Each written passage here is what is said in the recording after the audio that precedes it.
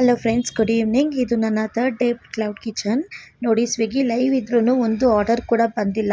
ಸುಮ್ಮನೆ ಅಮೌಂಟ್ ಮಾತ್ರ onboarding fees ಅಂತ ಯಾಕೆ ಕಟ್ಟಿಸ್ಕೋತಾರೆ? ಎಷ್ಟು ಸಲ ನಾನು ಇಮೇಲ್ ಮಾಡಿದ್ದೀನಿ ಅವ್ರಿಗೆ, ಒಬ್ಬರು ಕೂಡ ರೆಸ್ಪಾನ್ಸ್ ಇಲ್ಲ ಸರಿಯಾಗಿ. ಯೋರ್ ಟಿಕೆಟ್ ಈಸ್ ರಿಸಾಲ್ವ್ಡ್ ಅಂತಲೇ ಬರ್ತಾ ಇದೆ.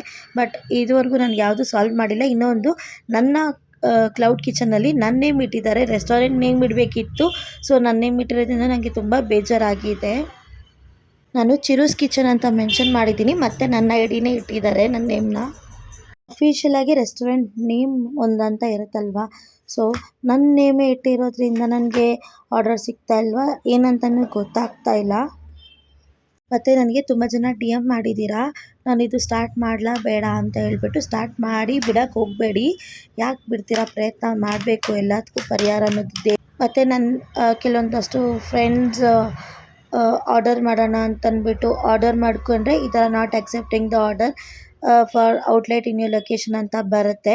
ಯಾಕೆ ಈ ಥರ ಮಾಡ್ತಿದ್ದಾರೆ ಅಂತ ನಂಗೆ ಗೊತ್ತಿಲ್ಲ. ಬಟ್ ಇಟ್ಸ್ ಓಕೆ, ನಾನೇನು ಡಿಸಪಾಯಿಂಟ್ ಆಗಿರೋದು ಅಂತೂ ನಿಜ. ಇನ್ನು ಪ್ರಯತ್ನ ಪಡಬೇಕಲ್ವ, ವೆಯ್ಟ್ ಮಾಡ್ತೀನಿ. ಅವ್ರು ಯಾವಾಗ ನನಗೆ ಆರ್ಡರ್ಸ್ನ ಕೊಡ್ತಾರೆ ಆವಾಗ ನಾನು ತೊಗೊಳಕ್ಕೆ ರೆಡಿ ಇದ್ದೀನಿ. ಅಲ್ಲಿವರೆಗೂ ವೆಯ್ಟ್ ಮಾಡ್ತೀನಿ. ತಾಳ್ಮೆ ಅನ್ನೋದು ಮನುಷ್ಯನಿಗೆ ಎಷ್ಟು ಮುಖ್ಯ ಅಲ್ವಾ?